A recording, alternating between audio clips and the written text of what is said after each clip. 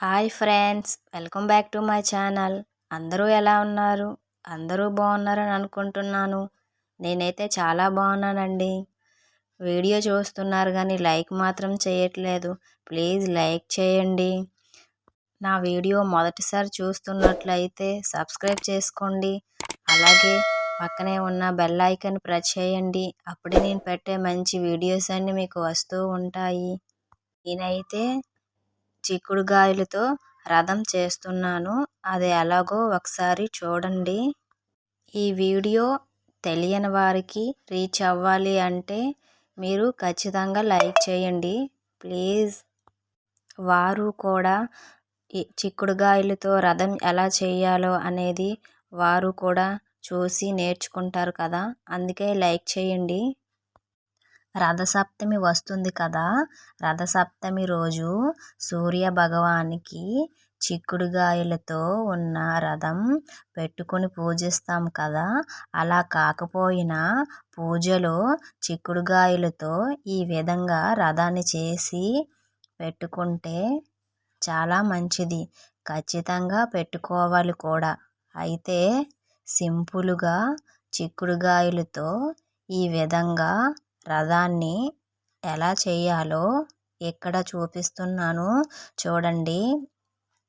రథం చేయడానికి మనకి 7 చిక్కుడుగాయలు ఉండాలి. అలాగే కొన్ని చీపురు పుల్లలు తీసుకోండి. అన్ని చిక్కుడుగాయలు ఒకే సైజులో తీసుకోవాలి, లేదంటే రథం సరిగ్గా రాదు. సో ఈ విధంగా 7 చిక్కుడుగాయలు తీసుకొని చీపురు పుల్లల సహాయంతో ఈ విధంగా గుచ్చుకోండి. మనకి ఈ పుల్లలు బయటకు కనిపించకుండా చిన్న చిన్న పుల్లలు తీసుకొని చిక్కుడుగాయలకు గుచ్చాలి. అలాగే చీపురు పుల్లలు బయటకు కనిపించవు. సూర్యదేవునికి 7 గుర్రాలు ఉంటాయి కదా, ఆ విధంగా 7 చిక్కుడుగాయలు తీసుకోవాలి. సూర్యదేవునికి ప్రతిబింబం ఉంటే పూజించుకోవచ్చు, లేదంటే మామూలుగా ఫోటో పెట్టి పూజించుకుంటాం కదా, అక్కడ పూజలో ఈ చిక్కుడుగాయ రథాన్ని పెట్టి ఈ రథాన్ని పూజించాలి. రథసప్తమి రోజు ఒక ప్లేట్ తీసుకొని అందులో చిక్కుడుగాయలు ఆకులను తీసుకొని ఈ రథాన్ని పెట్టి గంధం కుంకుమతో పువ్వులతో అలంకరించి పూజలో పెట్టుకోవాలి. ఇక్కడ చూపిస్తున్నట్టు క్రింద 2 చిక్కుడుగాయలు, మధ్యలో 2, పైన 3 ఈ విధంగా గోపురం లాగా పెట్టి పుల్లలతో వాటిని గుచ్చి సెట్ చేసుకోవాలి.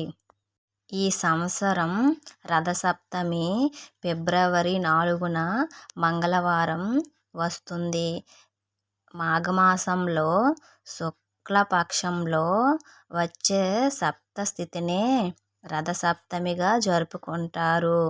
ఈరోజు సూర్యదేవునికి విశేషంగా పూజలు జరుపుకుంటాం.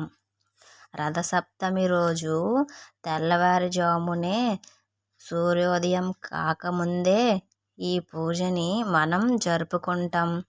ఒక పీఠాన్ని ఏర్పాటు చేసుకొని ఈ విధంగా చిక్కుడు ఆకులతో మధ్య ఈ రథాన్ని పెట్టి ఒక ఫోటోను పెట్టి పూజిస్తాం. అలాగే సూర్యదేవునికి ఎంతో ఇష్టమైన పరమాన్నం, అలాగే రేగుపళ్ళు పెట్టి పూజిస్తాం. అలాగే ఆవు పిడకలతో పాలను పొంగించి ఆ పాలతో పరమాన్నం చెరుకు గడతో కలిపి చేస్తారు. పూజ అయిపోయిన తరువాత ఎవరికైనా పెద్దవారికి తాంబూలం ఇవ్వాలి అనుకుంటే 3 లేదా 5 అయినా ఇవ్వచ్చు తాంబూలం. వీడియో నచ్చిందని అనుకుంటున్నాను. Please like